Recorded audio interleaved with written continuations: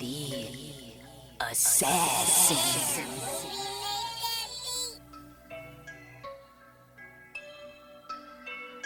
You know I break necks, call me Jack Tate. I have no regrets while your life is fading. I'm a crazy fuck equivalent to Satan. When I'm behind the mic, I feel like the greatest. You know I break necks, call me Jack Tate. I have no regrets while your life is fading. I'm a crazy fuck equivalent to Satan. When I'm behind the mic, I feel like the greatest. What up, y'all? You're listening to Sports Talk with Tropp, and I'm your host, Katie Tropp. Well, the insanity of the NFL season just continues all the way through week 16. We just had some more crazy games this weekend. And then also we had some people's playoffs hopes dashed and some teams winning divisions and securing their playoff spots. So let's get right into it. We had Saturday football this week, so that was great. And it began with the Philadelphia Eagles at the Washington Commanders. The Commanders actually looked like they wanted to play in this game, at least for the first half, and then they just completely faded away into the second half.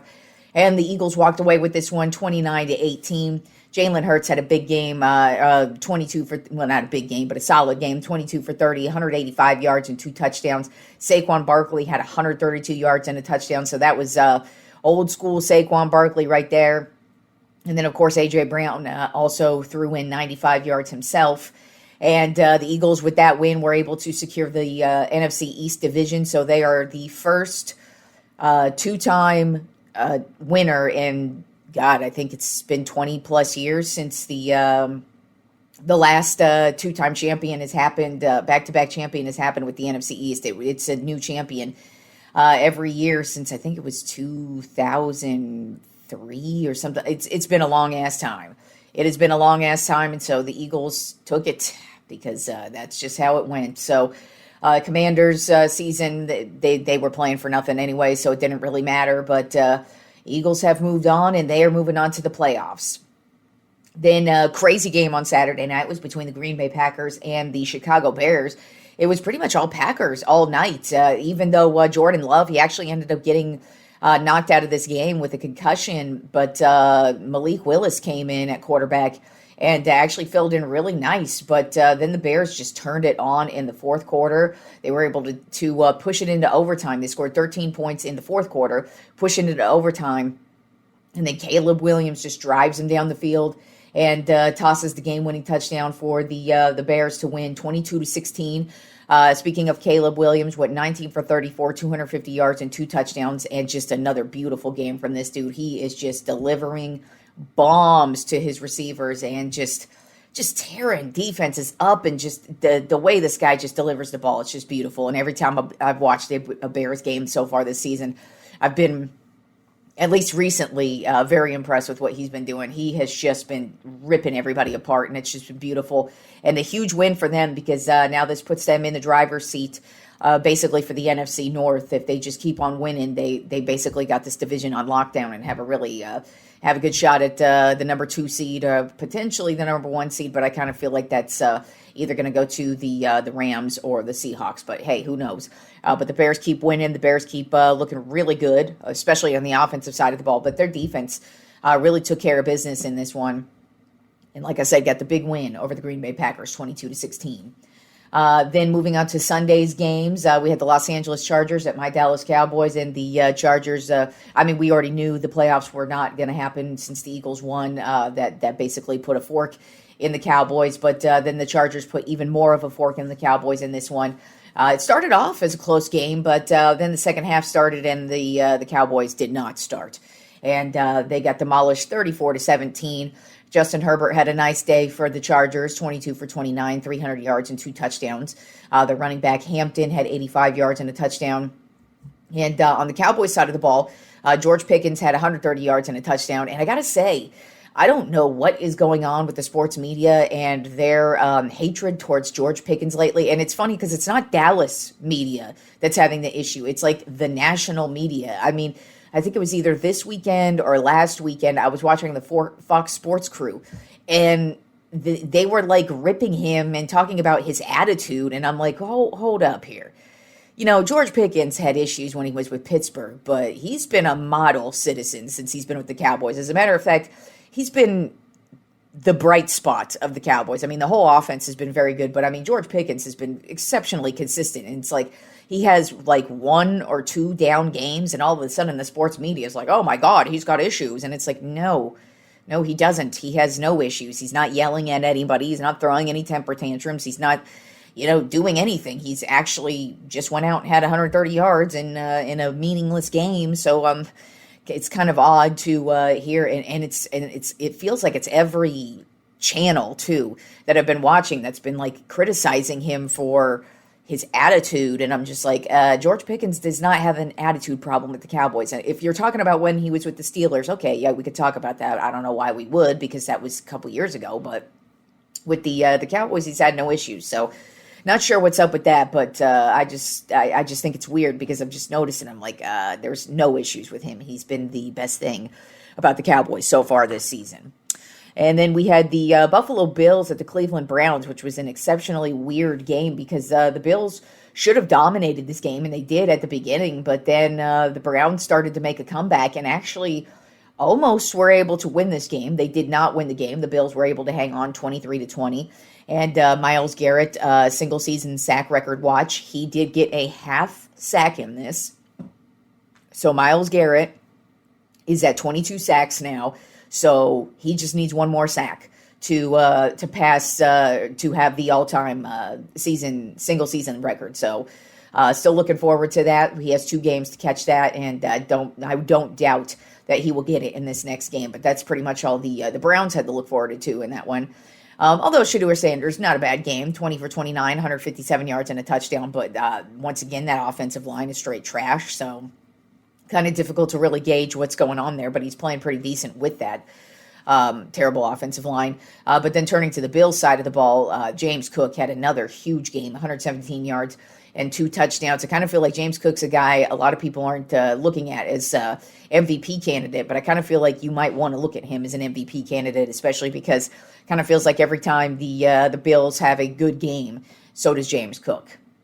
Then the, I'd say, hilarious game of the day actually ended up being the Kansas City Chiefs at the Tennessee Titans because this is what a Kansas City Chiefs team looks like without Patrick Mahomes. I mean, they went up against, in my opinion, the least talented team in the entire league is the Tennessee Titans. Their roster from top to bottom is pretty much terrible. Because at least with the Raiders, you could point to Max Crosby, who's a great player. Then you turn to the Browns, and they've at least got Myles Garrett, who's an amazing talent. So it's like at least they've got somebody who's amazingly talented. The Titans have nothing going on, but the Chiefs weren't even able to muster up a touchdown in this one. This was 26-9 win, the Tennessee Titans, and the Titans, yeah, they pretty much dominated this game over the Kansas City Chiefs team. And yes, they didn't have anything to play for, but the only thing missing really was Patrick Mahomes, and that's how bad this team looked. But on the Titans side of the ball, Cam Ward, rookie quarterback, had a solid game, 21 for 28, 228 yards and 2 touchdowns. Tony Pollard continues his awesome season with 102 yards on the ground. And just a really solid, good win from the Titans. They definitely needed something like that, not only just against the Chiefs, but I mean, they really started to get it going on the offensive side of the ball, which is something they really have not been able to do for the majority of this season. Then we had the Cincinnati Bengals at the Miami Dolphins, and I told you the Bengals were going to open up a can of whoop ass in this one, and they did. They got the win 45-21. Joe Burrow, I just kind of felt like he was really going to open it up in this one. I felt like it was going to be a Joe Burrow game. And it was a Joe Burrow game, 25 for 32, 309 yards, and 4 touchdowns on the day. Jamar Chase, he had 109 yards, but none of those touchdowns, shockingly. But it didn't matter. You just really kind of needed to see that game from Burrow since, he's been injured most of the year. And even though there's really nothing to play for the Bengals this season, it's just nice to get that type of a game under your belt, especially since, he spent the year, a good chunk of this year rehabbing. And so probably felt good for him to go out there and have a 4 touchdown game like that. Then we had the New York Jets at the New Orleans Saints, and this game started out real slow, but then the second half started, and the New Orleans Saints were like, hey, wait a second, we can actually score some points here. They got the win 29-6. Tyler Shugg, he is looking like he's the dude for the New Orleans Saints, at least for now. He went 32 for 49, 308 yards and a touchdown. And Chris Olave, huge day from him, 148 yards and 2 touchdowns in a really nice, solid win from the New Orleans Saints.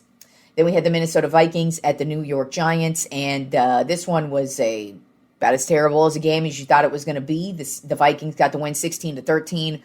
J.J. McCarthy got hurt again in this one, so I kind of feel like you might want to just, I don't know, I guess I say you sit him, but it's like he probably could benefit from playing since he's not really that good, but you might want to sit him these last 2 games just simply because he keeps getting hurt. It's kind of like Jaden Daniels, how every time Jaden Daniels stepped into a game this year, he'd get healthy and then be hurt again. So it's kind of feeling like that same thing with McCarthy. But he got hurt again, but even so, the Vikings were able to hang on and get that win. Then probably the most important game of the weekend probably ended up being between the Tampa Bay Buccaneers and the Carolina Panthers, because this is for the division. Both teams came into this game tied for the division lead, and the Panthers actually ended up getting this win 23-20. It was a back-and-forth game, but Bryce Young, he's really starting to really put it together. He's really actually, he's had quite a few comeback wins, especially since he's hit the league, so he's really not scared when he's down. He never really is out, and he went 21 for 32, 191 yards and 2 touchdowns. And then his go-to guy, McMillan, 73 yards and a touchdown.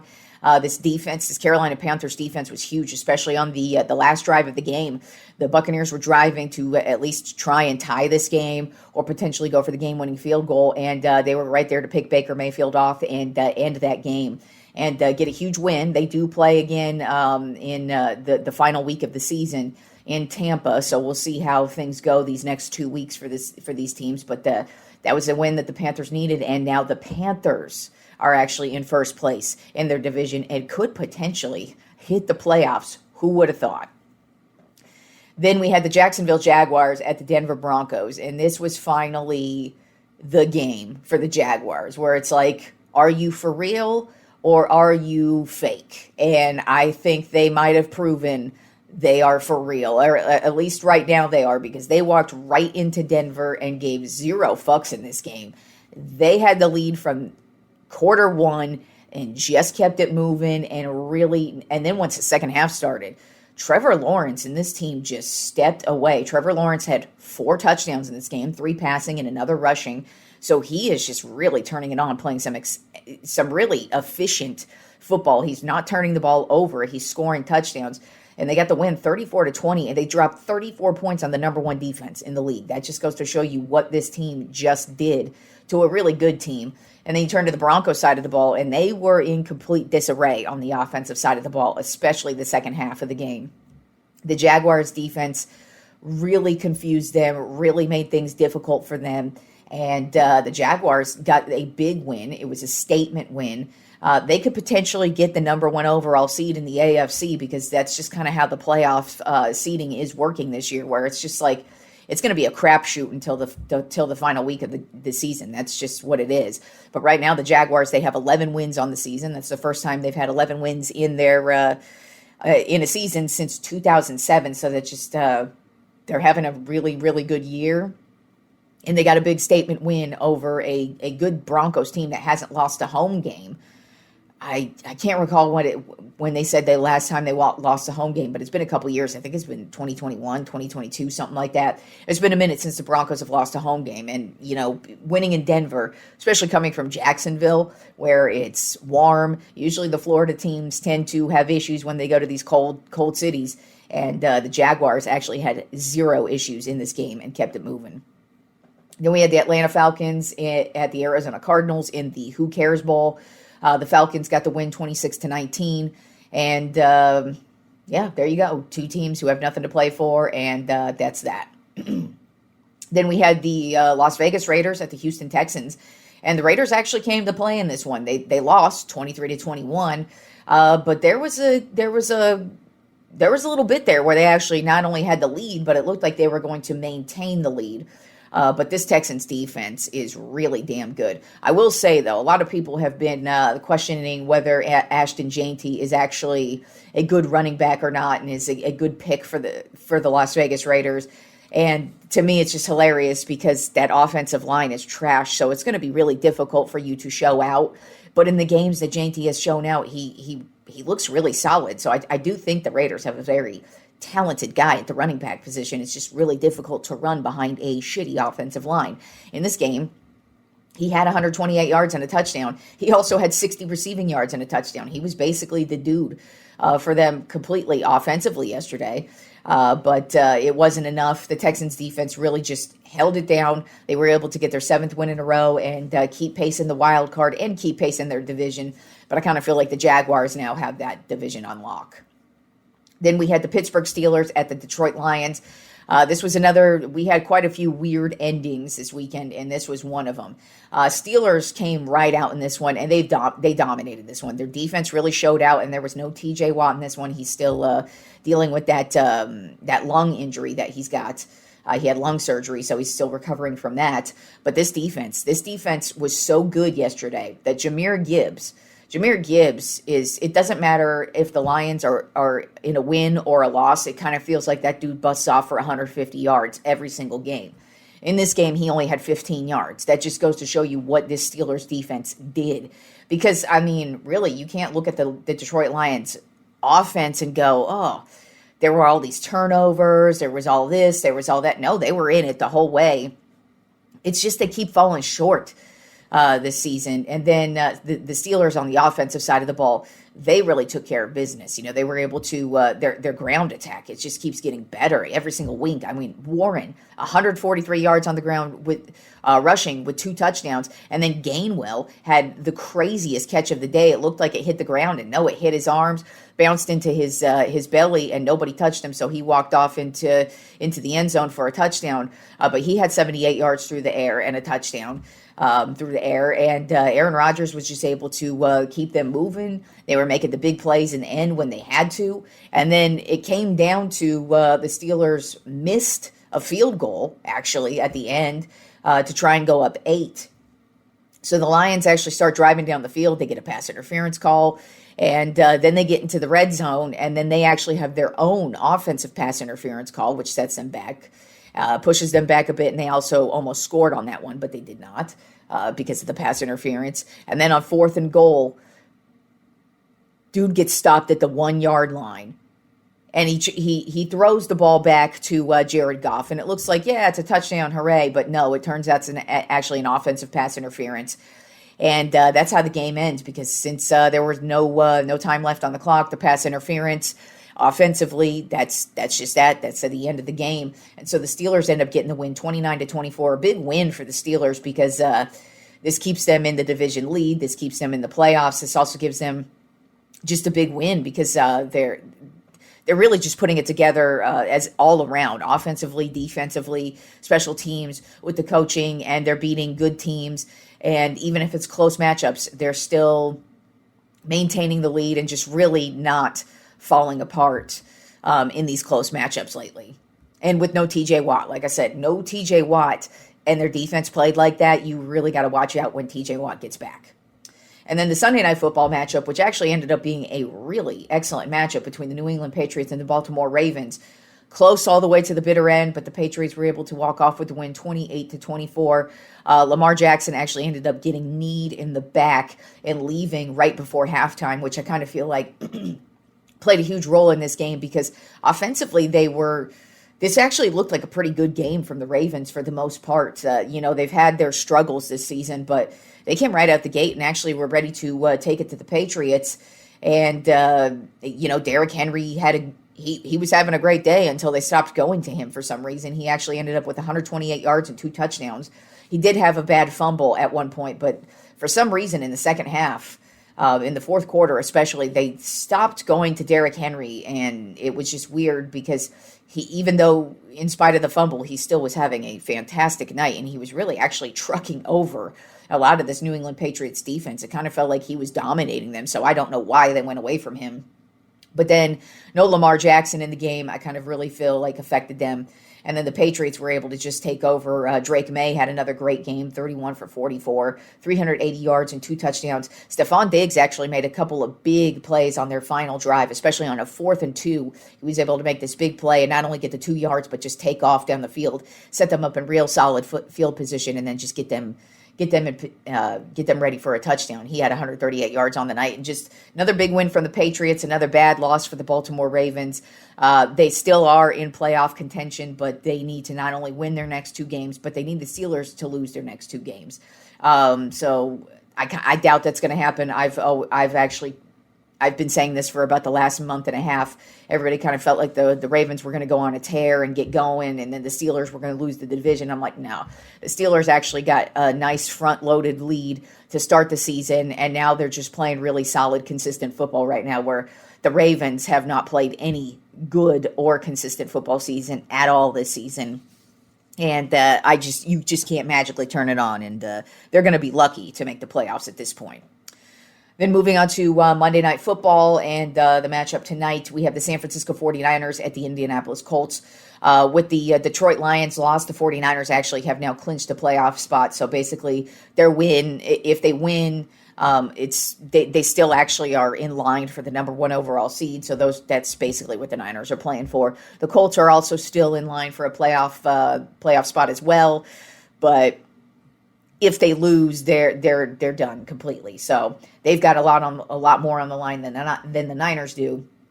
But with that being said, I just kind of feel like the Colts, they're that team that started off the season really hot, and now they just can't put it together the second half of the season. Whereas the Niners, they're just there. It's funny that they're even in the playoffs because nobody's really talking about them. They're not really that good of a team. They don't have any outside of Christian McCaffrey. They don't really have any standout players. And even with Christian McCaffrey, he's not having an MVP type season. So it's not like he's really busting off for all these crazy runs and scoring like 5 touchdowns in a game with 250 yards. No, they're really just playing good football, not even trying to like downplay what they're doing, because obviously they're a playoff bound team, but it's just like they're middle of the road in basically every statistical category. Brock Purdy's not having that great of a season. Their offense isn't lighting anybody up. They don't have any really great receivers. The majority of their defense is completely decimated due to injuries. But yet, here they still are. And I mean, that just kind of goes to show what a great coach Shanahan is, in my opinion, just because this team really hasn't blinked. And here they still are. They've made a playoff spot, so it doesn't even matter what happens in this game. They could lose the next 3, and they're still in it, so it don't matter. But I'm sure they want to win just to win. But with that being said, I just think they're the better coached team. They're more prepared for this. I do expect Indianapolis to actually make this a really good game. They do get DeForest Buckner back. They've been missing him for the last month and a half, and he was playing excellent football before he got injured. So he could make a difference tonight. But even so, I just kind of feel like the San Francisco 49ers are the better team. And I've got the Niners winning this one 27-21. Then we had the college football playoff over the weekend. And I've always pretty much been against this huge expansion of the college football playoff. I know why they do it, because obviously it's all about the money. But for me, it's like too many teams makes it really boring football and invites too many garbage can teams that just don't belong. And that's actually what this entire weekend was. Actually, all years of the college football playoff, every year that they expand it beyond the 4 teams, when it was like the BCS Bowl and it was 4 teams, I felt like that was the best model, because you really only have 4 really good teams in college football, and then it's just a bunch of mediocrity. And that's what showed in this weekend. We had 1 really good game, and then 3 just what the fuck games.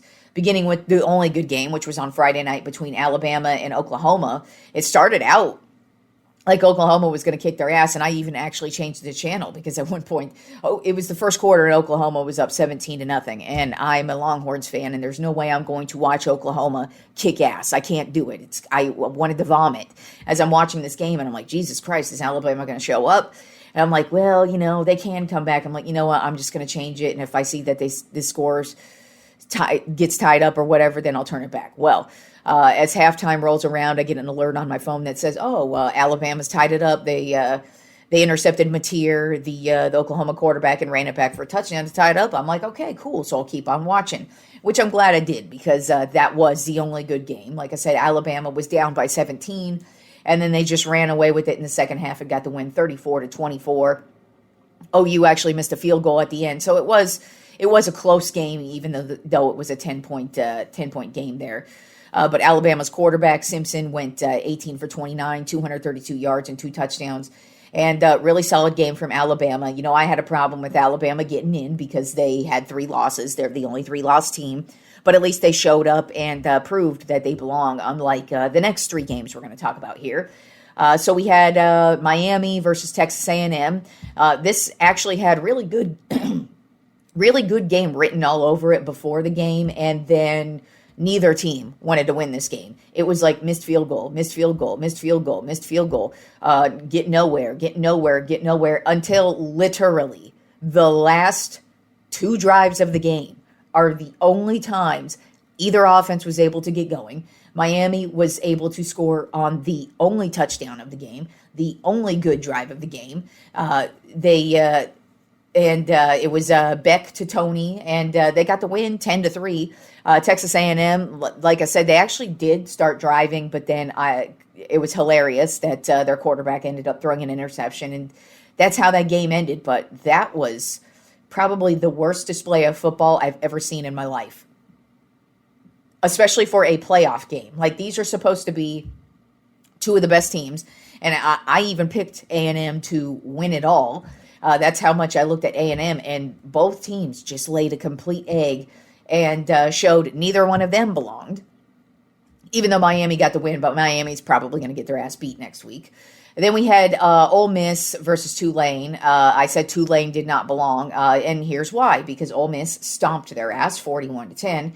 So why? Why is Tulane here? They didn't belong. And then we go to Oregon versus James Madison, who also didn't belong, because guess what? Oregon smashed James Madison 51-34, and really James Madison only got those 34 points basically in garbage time. So that's definitely 4 teams that I just discussed that actually did not belong in. So like I said, college football playoff expansion has now expanded way too big. But, hey, they're not going to, as a matter of fact, they're probably going to expand it out even more rather than cut it down. But that's why I think it should be cut down, because look at the terrible football we got over the weekend. Moving on to the Tropp 10 NBA Power Rankings for this week. And still not a lot of changes. Lots of consistency in basketball this year. Basically, it's looking like the teams that are the teams, they are the teams, at least right now. Remaining number 1, still Oklahoma City Thunder, because, but man, they have 3 losses now on their season. Ugh. They're 25-3 on the season. We should just drop them all the way down to 10, because now they have 3 losses on the season. But if you can't sense the sarcasm, just it doesn't matter that they've suffered 3 losses on the season. This past week, they beat the Clippers, but lost to the Minnesota Timberwolves. And that Timberwolves game, the Timberwolves, they're starting to look like a really good team. We'll talk about them when we get to them, because they are in the Tropp 10. But they took it to SGA and Oklahoma City. It was a close game, but I mean, they really had an excellent game plan in this one, and kind of gave you a blueprint on basically the only way you can beat the Oklahoma City Thunder, and that's basically go ahead and let SGA shoot, but you have to let everybody just see if anybody else can step up other than SGA. But speaking of SGA, he's averaging 32.5 points per game this season, so still keeping it up at an MVP pace, and they're actually second in the league, averaging 122.5 points per game. So they are blowing everybody out of the water, but defensively, I just really like everything about this team. It's going to be difficult to dethrone the Oklahoma City Thunder, and that's coming from a Lakers fan who knows my team's pretty damn good too. But I look at this Thunder team, and they are kicking everybody's ass. Then at number 2 in my Tropp 10 NBA Power Rankings of the Detroit Pistons, overall record of 22-6. This past week, they beat the Boston Celtics, lost to the Dallas Mavericks, and then beat the Charlotte Hornets. And they are just such a good team. They are good in every way. They dominate the paint. They're good offensively. You know, Cade Cunningham is just, he can't be stopped. He is such a good player, an all-around player too. He's great in the paint. He's great from the three. He's just such a good shooter, and he's a great leader as well. And then you've got Durant in the middle there, who's just having a phenomenal year. It's just this Detroit Pistons teams, they just are just killing it in the Eastern Conference right now, and they just look so good and really have not lost a step at all. Then at number 3 on my top 10 NBA power rankings, this team, they are killing it right now. And they just got their star back. You know, they're actually starting to get really healthy, and that is the San Antonio Spurs. Overall record of 21-7. They're currently on a 6-game winning streak, which is what really has propelled them up my NBA power rankings this week. This past week, they beat the Washington Wizards twice and beat the Atlanta Hawks.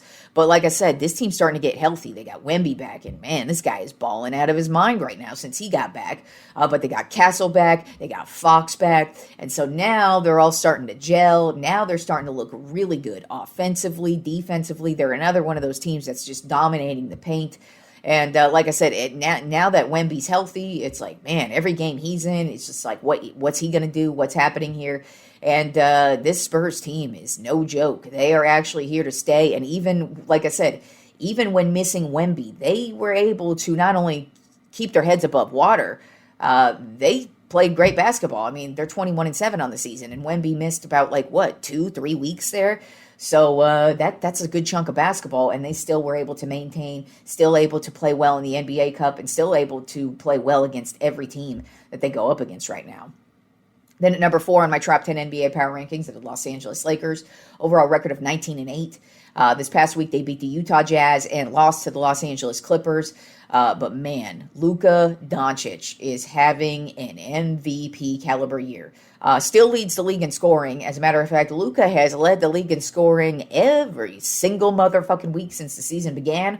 Right now he's averaging 34.1 points per game, 8.6 rebounds per game, 8.8 assists per game, and 1.6 steals per game. So his game is all around. It's not just about the offense. He's getting it in the rebounds. He's assisting. And defensively, he's actually playing really well. LeBron, he is turning it on himself too. I mean, he was basically the only starter who played in that Clippers game. That's why we got demolished in that one. But we do need Reeves back. They're starting to look a little shaky without Reeves. So he's been injured the last week-ish. So we definitely need Reeves back in the fold here. But other than that, though, Luka, he's been playing out of his mind and just looking really solid right now. Then at number 5 on my top 10 NBA power rankings are the Denver Nuggets. Overall record of 20-7. This past week they beat the Houston Rockets, the Orlando Magic, and then lost to the Houston Rockets. And it's just, they are scoring everybody out of the building. They are first in field goal percentage right now, knocking down 51.3% of their field goals. They are first in the league with points per game, averaging 124.7 points per game. And they are either second or third right now in three-point percentage, knocking down 51.3% of their three-pointers. So they are an all-around team. You got Jokic there, the triple-double king. So it's like he's great at the three-point line. He's great at the free-throw line. He's great in the paint. He's going to get you some defense, and he's going to mow motherfuckers down. But then you got Jamal Murray, who's just knocking down 42 points in some games. It's just, he's balling out of his mind, and it's just, this Denver Nuggets team is, they look like their old championship self from a couple years ago. That's kind of what I'm feeling with this Denver Nuggets team, if they keep it up the way that, at this pace. Then at number 6 on my top 10 NBA power rankings of the New York Knicks. Overall record of 20-8. This past week, they beat the Indiana Pacers, lost to the Philadelphia Sixers, and beat the Miami Heat.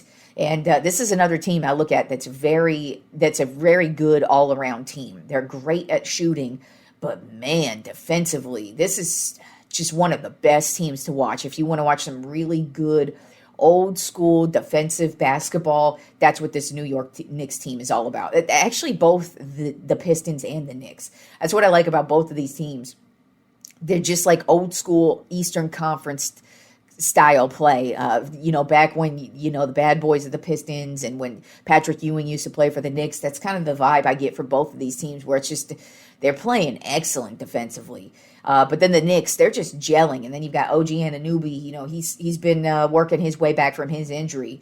and starting to get really hot. And before he got injured, he was basically the number 2 guy, right up there. So I just kind of feel like the stronger he gets, the better it's going to get. And then, you got Brunson, who's just been doing his thing as well. So I just look at the Knicks as playing some excellent basketball, and they just keep it up with that suffocating defense, that's for sure.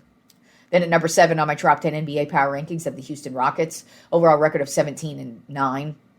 This past week, they lost to the Denver Nuggets, lost to the New Orleans Pelicans, beat the Denver Nuggets, and then lost to the Sacramento Kings. Really, that's the only reason why they're slipping in my Tropp 10, because they're still a damn good team. It's just they're on a little bit of a losing streak right now. Not really getting a lot of wins here and there, but they're still, speaking of scoring out of the building, they're actually first in three-point percentage, knocking down 40.3 of their three-pointers, and then they're first in rebounds, averaging 49 rebounds per game, and then they're actually third in the league, averaging 121 points per game. So they are having zero issues scoring, and not looking too terrible on the defensive side of the ball themselves either, but definitely dominating the paint and just looking like a really solid team.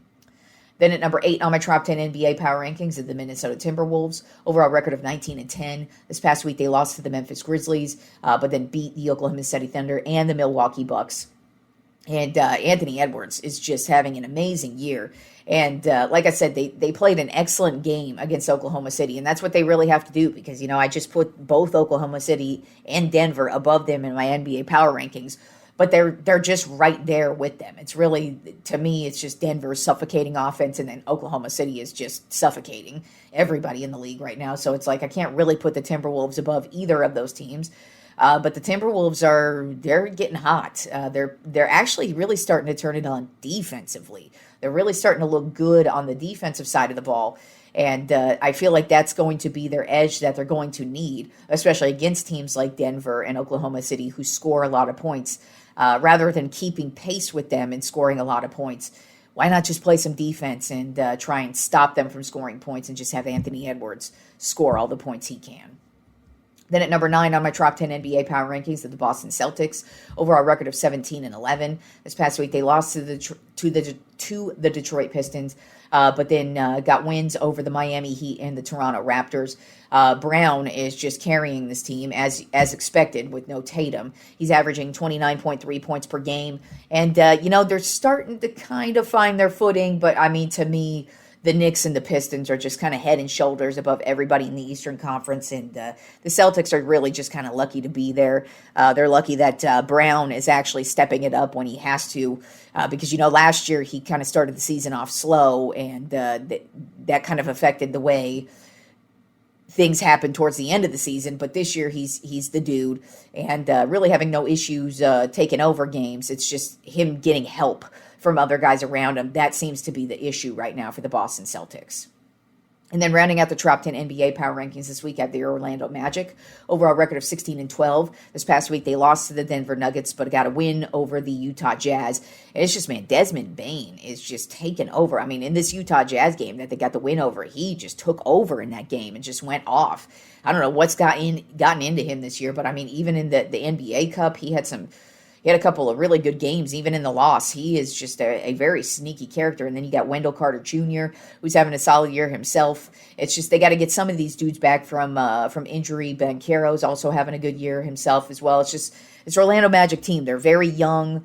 It's just, are they going to be able to play consistent basketball down the stretch? We'll see. But they're right there. And their division is there for the taking, because the Miami Heat, they're kind of starting to fall apart here a little bit.